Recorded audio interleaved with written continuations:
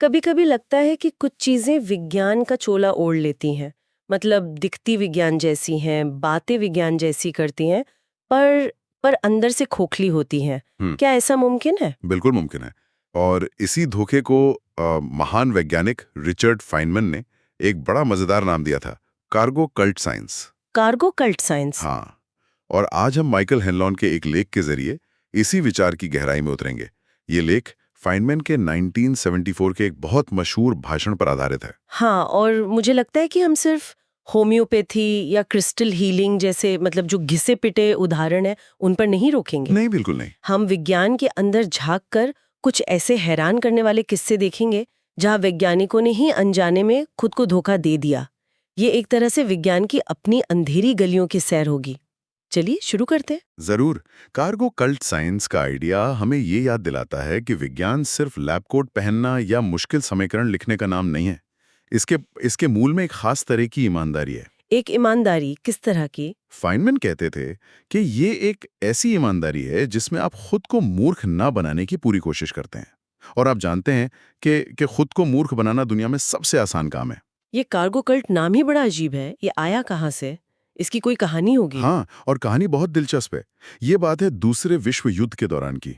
America ने दक्षिण प्रशांत महासागर के कुछ द्वीपों पर अपने हवाई अड्डे बनाए थे। अच्छा। वहां के जो द्वीपवासी थे, उन्होंने पहली बार हवाई जहाज देखे, और उन जहाजों से उतरता था ढेर सारा सामान जिसे वो कार्गो कहते थे। खाने पीने की चीजें, कपड़े, इस तरह की चीजें। हाँ, वो सब कुछ जो उन्होंने पहले कभी नहीं देखा था। उनके लिए तो वो जहाज किसी चमत्कार की तरह थे, जो आसमान से तोहफे लेकर आते थे। हाँ, सोच सकती हूँ। फिर युद्ध खत्म हुआ, सैनिक चले गए और जहाज आने बंद हो गए। तो उन लोगों ने क्या किया? अब द्वीपवासियों को लगा कि अगर हम भी हवाई जहाजों की नकल करें तो शायद वो तोहफे फिर से आने लगेंगे। तो उन्होंने बांस और पत्तों से हवाई जहाजों के ढांचे बनाए। सच में? हाँ, नारियल के 2 टुकड़ों को हेडफोन बनाकर पहन लिया और लकड़ी की झोपड़ियां बनाकर उन्हें कंट्रोल टावर का नाम दे दिया। वो हवाई जहाजों के आने का पूरा नाटक करने लगे। मतलब उन्होंने रूप तो पूरा बना लिया, लेकिन उसके पीछे की असलियत को नहीं समझे। उन्हें लगा कि हवाई जहाजों को बुलाने का यही कोई मंत्र है। बिल्कुल। और फाइनमैन ने विज्ञान के लिए यही उपमा इस्तेमाल की।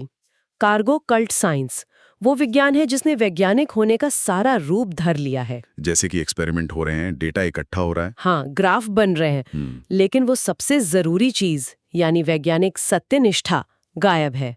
वो पूरी ईमानदारी से ये जांचने की कोशिश नहीं कर रहे हैं कि कहीं वो गलत तो नहीं है। ये सुनने में तो एक सैद्धांतिक बात लगती है। क्या विज्ञान की दुनिया से इसका कोई ठोस उदाहरण है? कोई मशहूर प्रयोग जहां ऐसा हुआ हो? एक नहीं, कई है। और सबसे चौंकाने वाला उदाहरण शायद फिजिक्स की किताबों में पढ़ाया जाने वाला एक क्लासिक प्रयोग है। कौन सा? रॉबर्ट मिलिकन का 1909 का तेल बूंद प्रयोग, या जिसे ऑयल ड्रॉप एक्सपेरिमेंट कहते हैं। इसके लिए उन्हें नोबेल पुरस्कार भी मिला था। हाँ, ये तो मैंने भी पढ़ा है। इसका मकसद एक इलेक्ट्रॉन पर कितना चार्ज होता है ये पता लगाना था। इसे बहुत ही सटीक और शानदार प्रयोग माना जाता है। शानदार तो था, लेकिन यहाँ एक पेंच है। मिलिकन का जो जवाब आया था वो गलत था। क्या? नोबेल पुरस्कार विजेता का जवाब गलत था? हाँ, ये कैसे हो सकता है? हाँ, उनसे हवा की चिपचिपाहट यानी विस्कोसिटी ऑफ एयर का मान लेने में एक छोटी सी चूक हो गई थी। इस वजह से इलेक्ट्रॉन के चार्ज का उनका आंकड़ा असल मान से थोड़ा सा कम था। अच्छा। लेकिन असली कहानी ये नहीं है कि उनसे गलती हुई। वैज्ञानिकों से गलतियां तो होती रहती हैं। असली कार्गो कल्ट कहानी इसके बाद शुरू होती है। इसके बाद क्या हुआ? अगले 30 सालों में कई दूसरे वैज्ञानिकों ने ये प्रयोग दोहराया, और उनके जो नतीजे थे वो मिलिकन के नतीजों से अलग और असल मान के ज्यादा करीब थे। तो फिर तो सच सामने आ जाना चाहिए था। लेकिन हुआ ये कि जब भी किसी का नतीजा मिलिकन के आंकड़े से बहुत ज्यादा अलग आता तो उन्हें लगता कि जरूर मुझसे कोई गलती हुई है, और वो अपना रिसर्च पेपर छापते ही नहीं थे। तो मतलब विज्ञान की दुनिया में भी एक तरह की हीरो वर्शिप हो सकती है कि एक इतने बड़े नाम के आगे सही डेटा भी छोटा पड़ जाता है और लोग सच बोलने से डरते हैं। बिल्कुल। और यही कार्गो कल्ट की जड़ है। धीरे धीरे बहुत छोटे छोटे कदमों में इलेक्ट्रॉन के चार्ज का जो स्वीकृत मान था वो ऊपर की तरफ खिसकता गया, जब तक कि वो सही जगह पर नहीं पहुंच गया। ऐसा लग रहा था मानो पूरी वैज्ञानिक बिरादरी दबे पांव चल रही हो, ताकि महान प्रोफेसर मिलिकन को शर्मिंदा न करना पड़े। हम प्रक्रिया की नकल तो कर रहे थे, लेकिन सवाल पूछने की हिम्मत खो बैठे थे। और सवाल पूछना ही तो विज्ञान की असली आत्मा है। ये तो वाकई कमाल का किस्सा है। एक और आम धारणा है जिसके बारे में मैंने सुना है कि वो भी कुछ ऐसी ही है कि हवाई जहाज कैसे उड़ते हैं। हाँ, हवाई जहाज वाला उदाहरण तो और भी मजेदार है। स्कूल में तो हमें रटाया जाता है कि जहाज का पंख ऊपर से घुमावदार होता है और नीचे से सपाट। हाँ, और कहानी यह है कि पंख के ऊपर से हवा को ज्यादा लंबा रास्ता तय करना पड़ता है, इसलिए वो तेजी से चलती है। फिर बर्नौली का सिद्धांत आता है, जो कहता है कि तेज हवा का दबाव कम होता है तो पंख के नीचे ज्यादा दबाव और ऊपर कम दबाव और बस जहाज ऊपर उड़ गया। सुनने में कितना तार्किक लगता है ना? बिल्कुल सरल और तार्किक। लेकिन अब आप ही सोचिए, इसमें कई झोल हैं। कि पंख तो तब नीचे से घुमावदार हो जाते हैं। इस थ्योरी से तो उन्हें जमीन में धंस जाना चाहिए। सही पकड़ा। और कागज के हवाई जहाज? हाँ, उनके पंख तो एकदम सपाट होते हैं, वो कैसे उड़ते हैं? आपने बिल्कुल सही सवाल उठाए। ये एक बहुत बड़ा वहम है जिसे वैज्ञानिक इक्वल ट्रांजिट फैलेसी कहते हैं।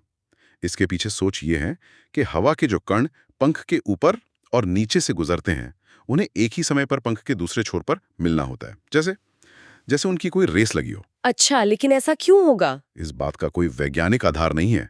हवा के कणों को एक दूसरे का इंतजार करने की कोई जल्दी नहीं होती। तो फिर असलियत क्या है? जहाज उड़ते कैसे हैं? असलियत न्यूटन के तीसरे नियम में छिपी है। हर क्रिया की बराबर और उल्टी प्रतिक्रिया होती है। Action reaction. हाँ, जहाज के पंख का घुमावदार आकार उतना जरूरी नहीं है जितना उसका हमले का कोण यानी एंगल ऑफ अटैक है। पंख हवा को नीचे की तरफ धकेलता है और न्यूटन के नियम के मुताबिक हवा पंख को और पूरे जहाज को ऊपर की तरफ धकेलती है। बस इतनी सी बात है। मतलब ये एक इंजन वाली पतंग की तरह काम करता है। बिल्कुल। लेकिन एक मिनट, अगर ये इतना सरल है तो फिर बरसों से स्कूलों में और पायलटों को भी वो बर्नौली वाली अधूरी कहानी क्यों पढ़ाई जा रही है? क्या लोगों को सच पता नहीं है या फिर पुरानी बात को बदलना मुश्किल है?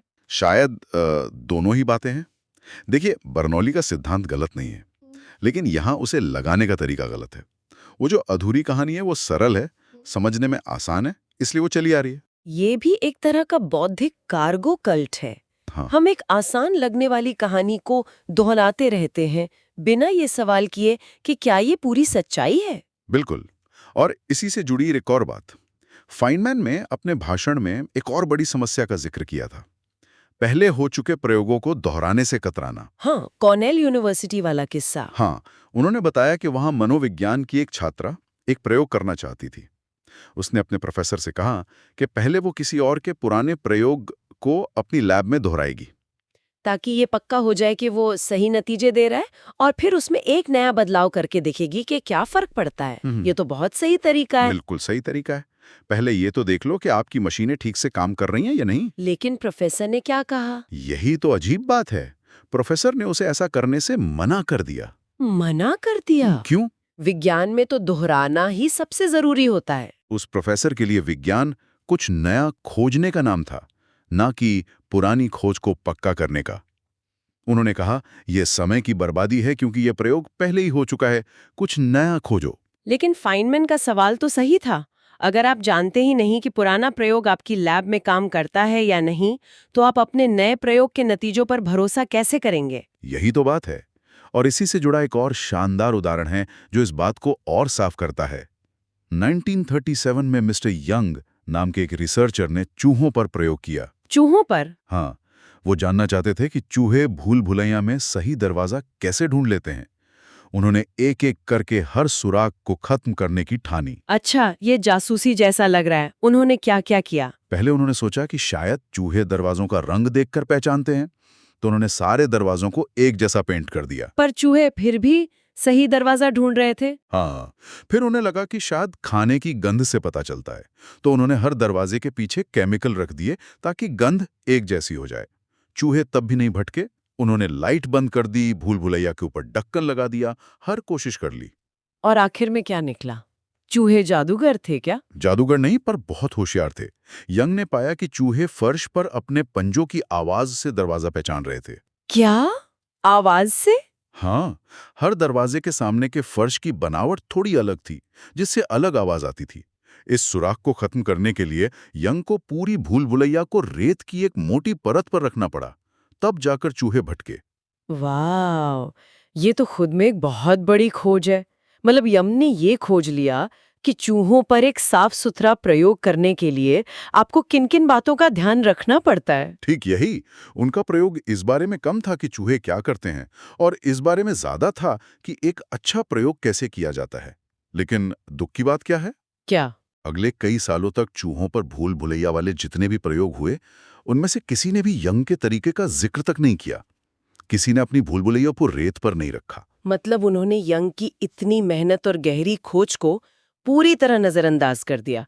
ये तो वही बात हुई, आप हवाई जहाज का ढांचा तो बना रहे हैं, पर ये भूल गए कि उसे उड़ाने के लिए इंजन चाहिए। ये साफ साफ कार्गो कल्ट साइंस है। बिल्कुल। और ये समस्या आज भी मौजूद है, बस इसका रूप बदल गया है। लेख में एक आधुनिक चिंता का जिक्र है जिसे डिक्लाइन इफेक्ट कहते हैं। डिक्लाइन इफेक्ट, ये क्या चीज है? ये एक बड़ी अजीब घटना है। अक्सर ऐसा देखा गया है कि जब कोई नई वैज्ञानिक खोज होती है, खासकर दवाइयों या मनोविज्ञान के क्षेत्र में, तो उसके शुरुआती नतीजे बहुत शानदार होते हैं। लेकिन जैसे जैसे समय बीतता है और उस पर और ज्यादा अध्ययन होते हैं, उसका असर रहस्यमयी तरीके से कम होता हुआ दिखाई देता है। एक मिनट, मतलब असर सच में कम हो जाता है? जैसे 1990 में बनी कोई दवा 2020 में आकर कम असरदार हो जाती है? ये कैसे हो सकता है? नहीं, ऐसा नहीं है। इसका एक ज्यादा तार्किक सांख्यिकीय स्पष्टीकरण है, जिसे कहते हैं माध्य की ओर प्रतिगमन। Regression to the mean. हाँ, इसका सीधा सा मतलब है कि कोई भी असाधारण नतीजा, चाहे बहुत अच्छा हो या बहुत बुरा, जब उसे दोहराया जाता है तो उसके औसत या सामान्य के करीब आने की संभावना ज्यादा होती है। ये कोई रहस्य नहीं है। तो फिर ये डिक्लाइन इफेक्ट असल में विज्ञान की प्रक्रिया में मौजूद कुछ दूसरी समस्याओं की ओर इशारा करता है। हाँ, ये हमें कुछ और गहरी समस्याओं के बारे में बताता है। एक बड़ी समस्या है पब्लिकेशन बायस। पब्लिकेशन बायस। ये कुछ ऐसा है जैसे कोई अखबार सिर्फ अच्छी खबरें छापे और सारी बुरी खबरों को कूड़ेदान में फेंक दे। अगर 100 वैज्ञानिकों ने एक दवा पर प्रयोग किया और 95 को कोई नतीजा नहीं मिला, लेकिन 5 को मिला, तो सिर्फ उन 5 की रिपोर्ट छपेगी। इससे हमें लगेगा कि दवा बहुत असरदार है, जबकि असलियत कुछ और है। और एक और समस्या का जिक्र था चेरी पिकिंग, यानी अपनी पसंद का डेटा चुनना। बिल्कुल, ये वैसा ही है जैसे आप एक टोकरी सेब में से सिर्फ सबसे लाल और चमकीले सेब उठाकर कहें कि देखो सारे सेब कितने शानदार हैं। इसका एक क्लासिक उदाहरण प्रार्थना से बीमार लोगों के ठीक होने वाले अध्ययनों में देखा गया था। अच्छा। जो लोग ये साबित करना चाहते थे कि प्रार्थना काम करती है, उन्होंने अनजाने में सिर्फ उन मरीजों पर ध्यान दिया जो ठीक हो गए और उन सबको नजरअंदाज कर दिया जिन पर कोई असर नहीं हुआ। जब इन अध्ययनों की ठीक से जांच की गई तो ऐसा कोई प्रभाव नहीं मिला। तो इन सब का मतलब क्या निकाले? क्या विज्ञान भरोसे के लायक नहीं है? इतनी सारी गलतियां, इतने सारे पूर्वाग्रह? नहीं, इसका मतलब बिल्कुल उल्टा है। इसका मतलब ये है कि असली विज्ञान कोई जादुई प्रक्रिया नहीं है जो हमेशा सही जवाब देती है। असली विज्ञान एक रवैया है, एक नजरिया है। ये लगातार खुद पर शक करने, अपनी गलतियों को ढूंढने और उन्हें ठीक करने का एक तरीका है। मतलब विज्ञान की ताकत उसके सही होने में नहीं, बल्कि गलत होने पर खुद को सुधारने की क्षमता में है।